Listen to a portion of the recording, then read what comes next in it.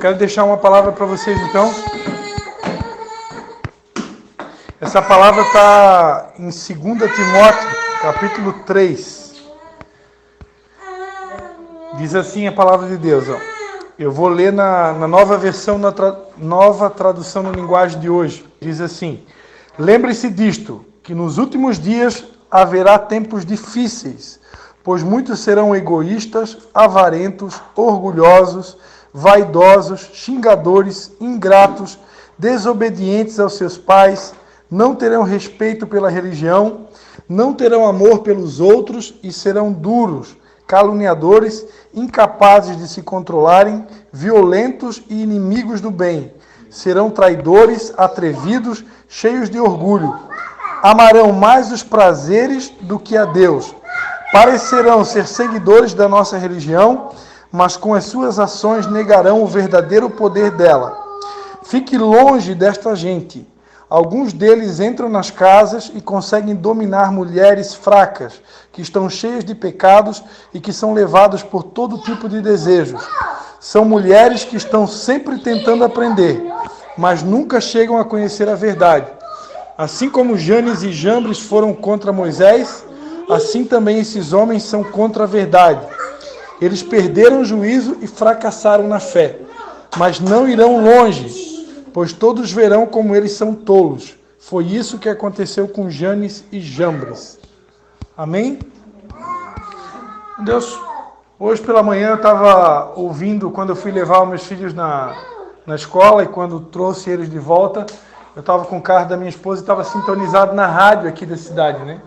E eles estavam entrevistando o secretário da saúde, eu acho que era, e ele estava contando a situação aqui do hospital, né, que está faltando leitos de UTI e as pessoas hoje estão morrendo porque não tem espaço nos hospitais, né?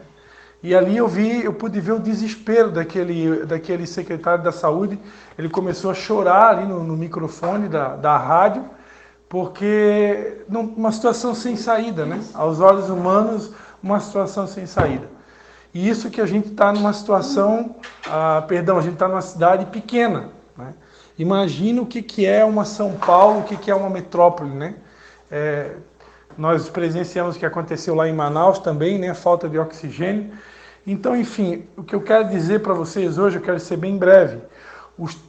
Está se cumprindo, pode-se dizer que está se cumprindo o que o apóstolo Paulo já profetizou há quase 2000 anos atrás. Ele falou que os últimos dias seriam tempos difíceis, né? Então, o tempo que a gente está vivendo não é um tempo qualquer, é um tempo difícil, né? Tudo isso que eu li aqui para vocês, né? Onde as pessoas se tornaram egoístas, avarentas, orgulhosas, vaidosas, desobedientes aos pais. O que mais me chama a atenção aqui, ó, traidores, atrevidos, cheios de orgulho. O que mais me chama a atenção aqui, mais amigos dos prazeres do que amigos de Deus.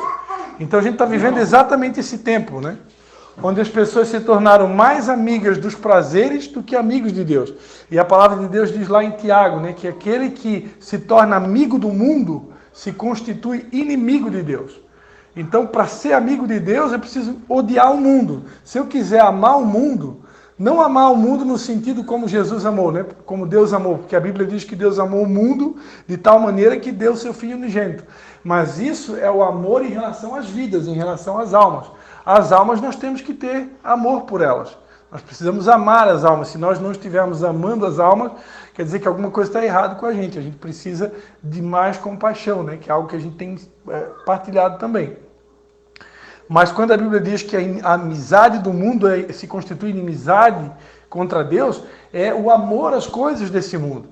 Então hoje tem muito crente, muito cristão, e eu diria que um grande percentual que vai na igreja não vai mais por causa de Deus. As pessoas hoje não vão na igreja porque querem mais a Deus, porque têm sede e fome de Deus, porque querem aprender mais de Deus, querem crescer espiritualmente, querem amadurecer, querem se tornar líderes espirituais, pais e mães espirituais que possam gerar filhos espirituais. Essa não é a motivação das pessoas. Deveria ser, né? A palavra de Deus diz lá em 1 Pedro que nós temos que crescer na graça e no conhecimento. Para que a gente tem que crescer? Crescer só por crescer? Não, a gente precisa crescer para cumprir o nosso propósito e gerar filhos para Deus. É só por isso que a igreja não foi arrebatada ainda.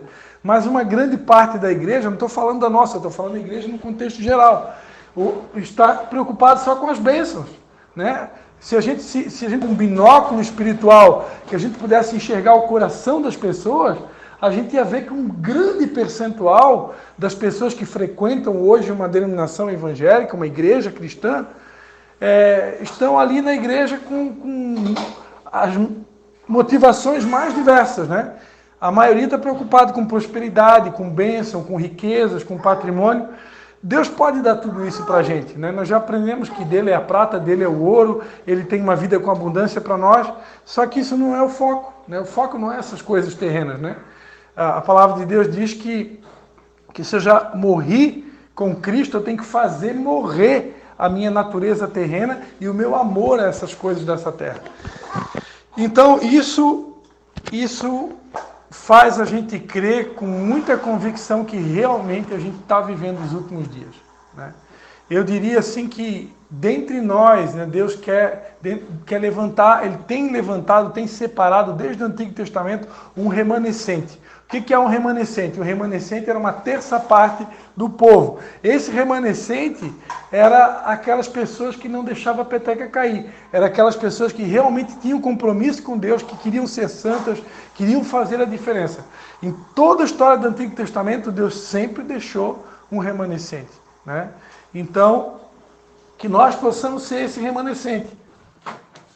Só quero ver no meu coração aqui um texto aqui de Zacarias, já que a minha Bíblia está pertinho aqui. Eu quero só ler aqui um texto que veio no meu coração aqui forte para compartilhar.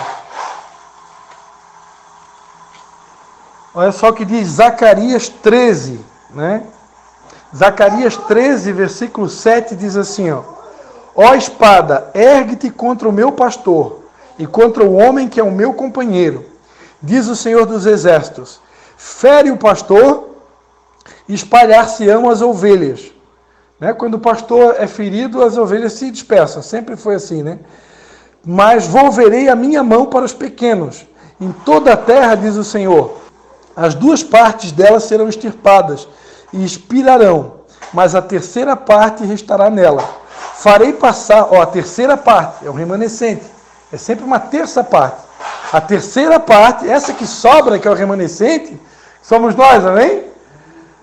Essa terceira parte, embora sejam fiéis, embora tenham temor a Deus, embora queiram fazer o que é certo, olha só o que reserva, o que a Bíblia diz reserva, está reservado para a terceira parte. Farei passar esta terceira parte pelo fogo, e a purificarei como se purifica a prata, e a provarei como se prova o ouro.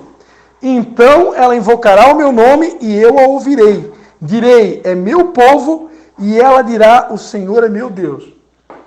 Pastor Cristian, poxa, tem um remanescente fiel, que realmente quer agradar a Deus, que tem temor de Deus, que não quer se corromper, que não quer amar o mundo, e aí a Bíblia diz que Deus vai pegar esse remanescente, que aparentemente assim, né, Deus deveria dar sombra e água fresca para esse remanescente, né? Pelo contrário, Deus pega aqueles que são fiéis, aqueles que são santos, aqueles que realmente têm compromisso, e para aí, eu vou purificar vocês mais ainda. Por quê? Porque a Bíblia diz lá em Apocalipse, aquele que é santo, santifique-se mais ainda. E aquele que é sujo, suje-se mais ainda. Por que Deus quer purificar mais ainda? Porque a nossa caminhada cristã é uma caminhada de crescimento ininterrupto. Deus quer que a gente cresça, e cresça, e cresça, e cresça. Não tem fim. Né? Por quê? Porque Deus tem sonhos com a gente. E esses sonhos, esses propósitos, para se cumprir, a gente precisa crescer, né? Amadurecer. Ninguém amadurece sem passar por provas. Né? Você pode ler a Bíblia toda. Né? Tem pessoas que já leram a Bíblia 10, 15, 20 vezes, mas isso não resolve, nem necessariamente, isso é importante, mas o mais importante é o crescimento que é gerado pelos desafios do dia a dia. Eu cresci na minha vida, cresci muito lendo a Bíblia, mas eu cresci muito mais através das provações que Deus permite no dia a dia. Eu falava com uma pessoa ainda hoje, não sei em qual lugar, que eu acho que foi numa farmácia, eu conversava com uma pessoa, eu dizia para ela que quando a gente pede a Deus por paciência, a gente não acorda no outro dia com mais paciência. Deus envia um monte de desafios, provações, tribulações, para que a gente vença aqueles obstáculos e aí então é gerado mais paciência. Eu me torno mais paciente. É assim que funciona. Então, Deus vai purificar a gente cada vez mais. Então, onde é que eu quero chegar? Se eu tiver consciência de que eu estou vivendo os últimos dias, Deus está contando comigo,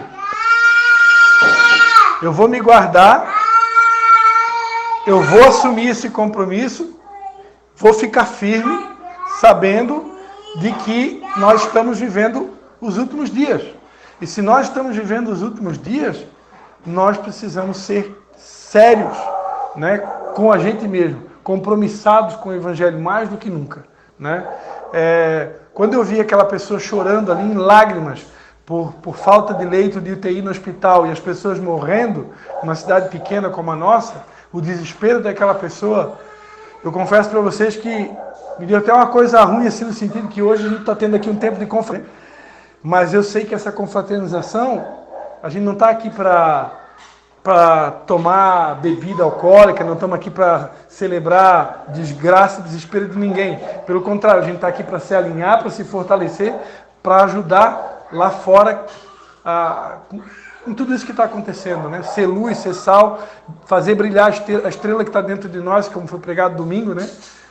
Sobre Esther. Então, que a gente possa meditar sobre isso, né? O tempo que a gente está vivendo não é um tempo de brincadeira, né? Não é um tempo para qualquer.